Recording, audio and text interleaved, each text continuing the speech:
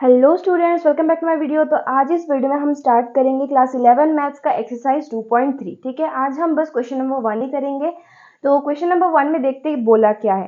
तो question number 1 में हमें तीन बेसिकली रिलेशन दे के रखे हैं। ठीक है, यहाँ पे तीन है और हमें बोला है कि ये जो रिलेशन है वो फंक्शन है कि नहीं। अगर फंक्शन नहीं है तो क्यों, अगर फंक्शन है तो क्यों, ऐसा रीजन बताना है। फिर बोला है कि अगर ये फंक्शन है तो हमें इसका डोमेन भी बताना है और क्या बताना है, रेंज बताना है। ठीक है, तो सबसे पहला क्वेश्चन स्टार्ट करते हैं। तो हमें देखो फंक्शन में मैंने क्या पढ़ाया था इंट्रोडक्शन वीडियो में कि डोमेन जो है वो रिपीट नहीं होना चाहिए। और अगर कोई भी डोमेन रिपीट नहीं होता तो इसका मतलब ये होता है कि हर एक डोमेन के एलिमेंट का उसके कोडोमेन में क्या होता है, यूनिक इमेज होता है। मतलब एक ही इमेज होता है उसका, ऐसा नहीं है कि एक एलिमेंट है और उसका दो इमेज है। एक एलिमेंट का एक ही इमेज होना चाहिए। ठीक है, तो सबसे पहले हम क्या देखेंगे कि कहीं पे डोमेन जो है वो रिपीट हो रहा है कि नहीं।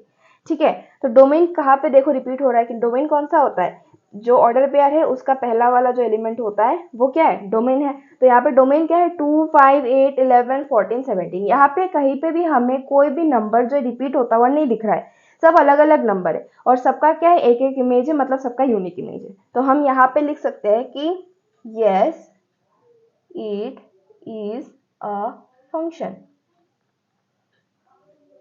as every element of क्या, डोमेन, डोमेन का हर एक एलिमेंट का has unique image. Unique image होता है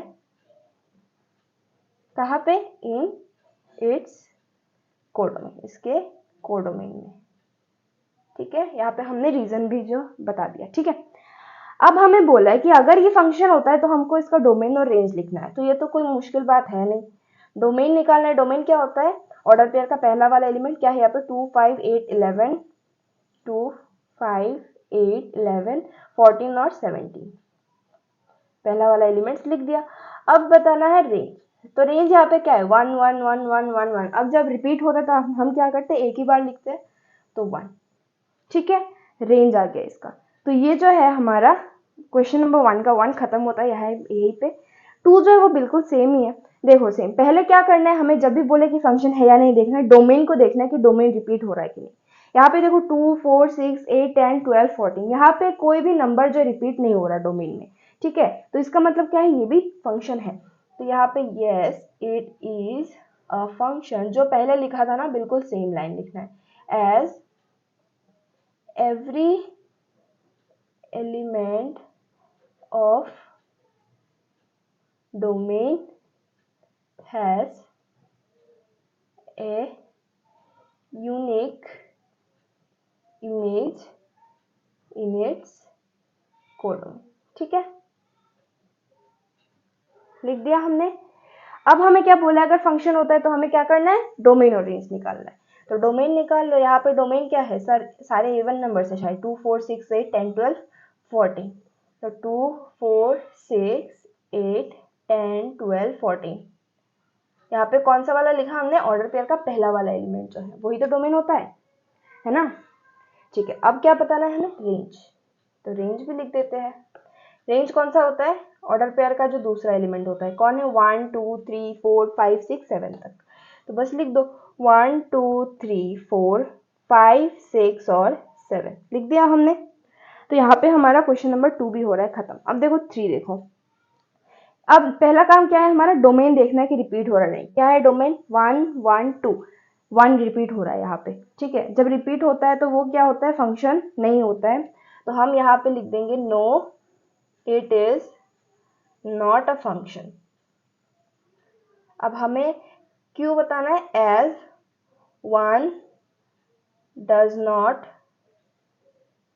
have unique image in its codomain. क्यों यूनिक इमेज नहीं है, हाँ यहाँ पे देख सकते हो कि अगर डोमेन रिपीट होता है तो उसका यूनिक इमेज क्यों नहीं है।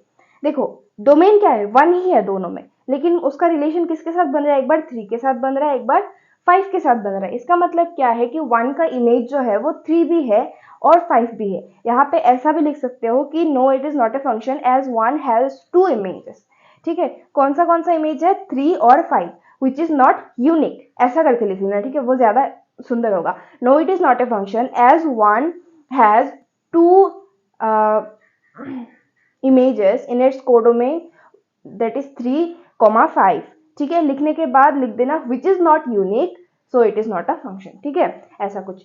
फिर यहाँ पे हमें अभी नो निकल गया ना, पहले हमें क्वेश्चन में क्या बोला था कि अगर फंक्शन होता है तभी हमें इसका डोमेन और रेंज डिटरमाइन करना है, ये तो फंक्शन नहीं है तो हमें इसका डोमेन और रेंज जो है डिटरमाइन करने की कोई जरूरत नहीं है, ठीक है। तो यहीं पे हमारा जो क्वेश्चन नंबर 1 है वो खत्म होता है। तो मिलते हैं अगले वीडियो में क्वेश्चन नंबर 2 के साथ, तो तब तक के लिए बाय बाय।